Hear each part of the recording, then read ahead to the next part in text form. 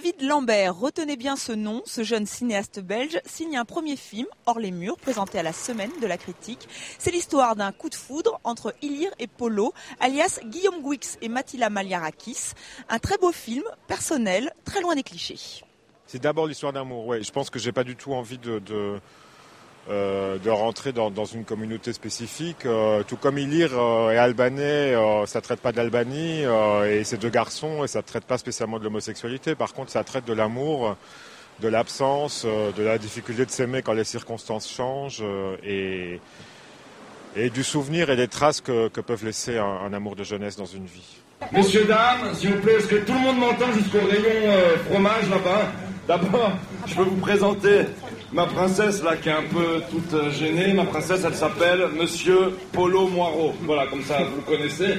Et on est à la recherche de préservatifs, s'il vous plaît, pour passer une après-midi sympathique.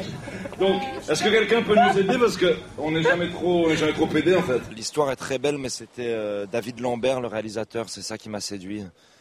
C'est lui, sa bienveillance, sa capacité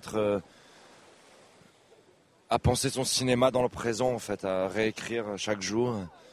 Et dans l'histoire, je trouve que ça devient rare aujourd'hui d'assumer le romantisme au cinéma comme ça. Voilà. Et là, il fait un vrai film romantique. Donc.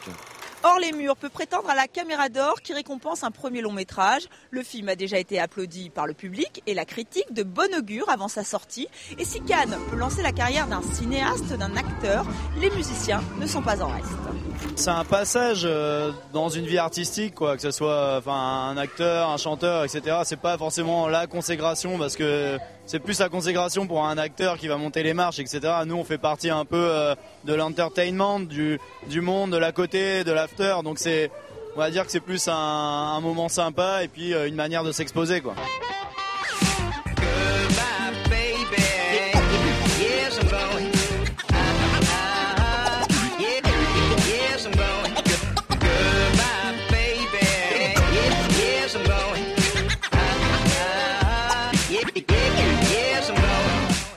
À chaque soir, son concert sur la Croisette, C2C, Sébastien Tellier, les Brigitte et même Gossip.